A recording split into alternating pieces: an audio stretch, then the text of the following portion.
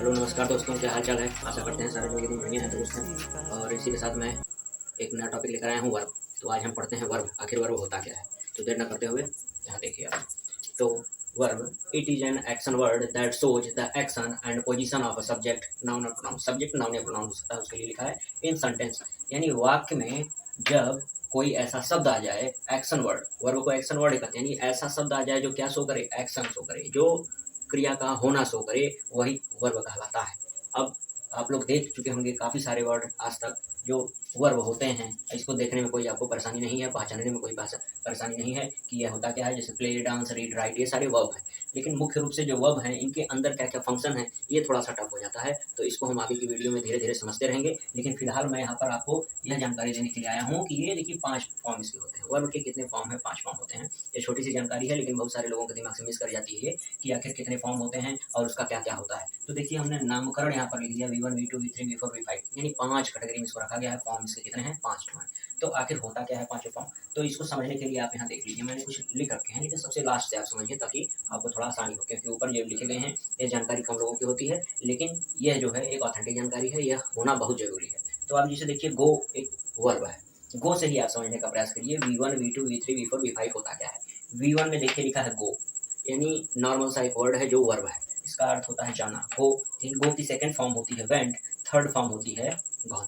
तो इतना तो सबको पता है कि गो, वेंट, गॉन होता है। लेकिन अंतर यही फंस जाता है V4 और V5 में। आखिर V4 में ING होता है कि V5 में ING होता है, ये चीज़ें तो आप देख लीजिए। V4 जो है ING फॉर्म होता है, और V4 का हम अगर नाम कहें तो दूसरा इसका नाम है प्रेजेंट पार्टिसिपल।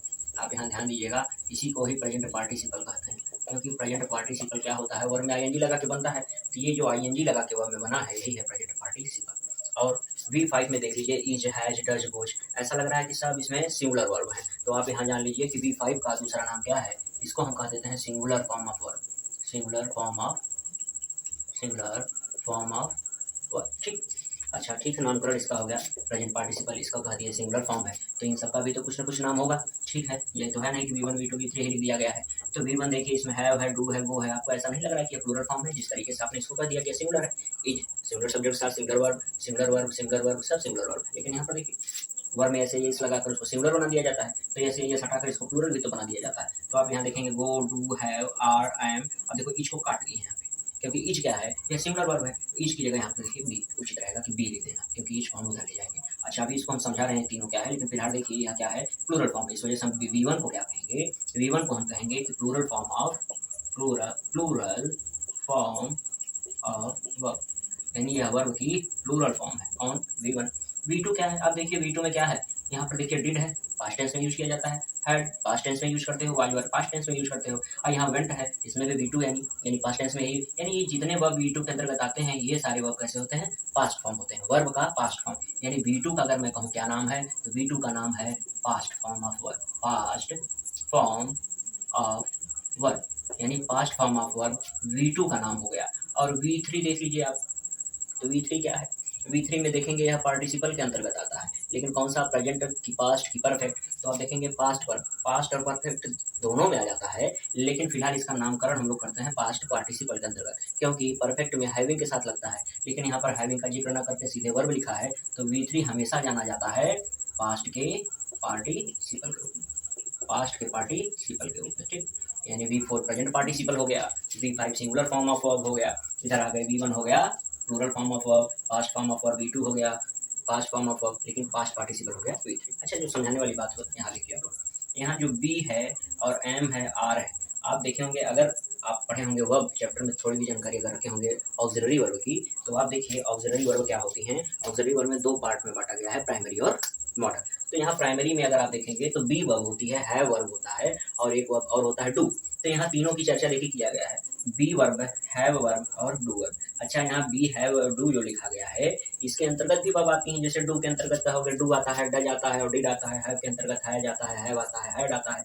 तो बी के अंतर्गत क्या क्या आता है? देखो, बी के अंतर्गत इज आता है, एम आता है और आर आता है। तो वही चीज लिखी गई है। देखिए, आप कहते हैं ना बी का जो है थर्ड फॉर्म क्या होता है? बीन होता है, आप जानते हैं। उसी प्रकार एम और आर का अगर कहा जाए पास्ट फॉर्म क्या है, तो पास्ट फॉर्म देखिए वाज और वर है, क्योंकि जानते हैं आप ना, एम और आर का प्रयोग प्रेजेंट टेंस में करोगे, वाज का और वर का प्रयोग आप लोग करेंगे पास्ट टेंस में। यहाँ बीन जो है बी का क्या है? थर्ड फॉर्म है। यहाँ देखिए बीइंग ING फॉर्म, यानी अगर मान लीजिए इसका प्रयोग हम मेन वर्ब के रूप में करा रहे हैं या वाज वर्ब का प्रयोग करा रहे हैं मेन वर्ब के रूप में, तो वाजिंग, वरिंग या आरिंग, एमिंग नहीं होता है। इसमें आईएनजी लगाने के लिए हम इसका बेस फॉर्म जो बी है, इसी बी में हम लोग क्या करते हैं, आईएनजी लगाते हैं। इसी वजह से देखिए आईएनजी फॉर्म क्या है, इज, एम, आर और वाज, वर सबका क्या है, बीइंग है। हाँ, इज यहाँ पर भले नहीं लिखे हैं लेकिन इज यहाँ पर है, इसका क्या है, सिंगुलर फॉर्म है।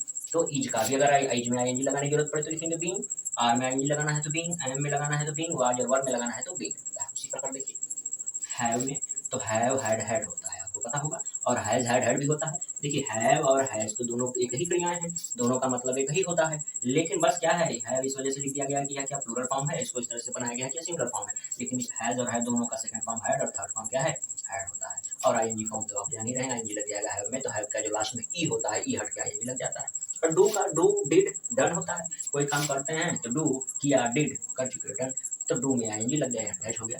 तो देखिए इस तरीके से हमने आपके सामने एक छोटा सा रूप रख दिया है कि आखिर होता क्या है। इसमें मुख्य रूप से बातें यही थी कि आप V1, V2, V3, V4, V5 को जानें और इसका अन्य नाम क्या है और किस तरीके से यह बदलता है यह जानें।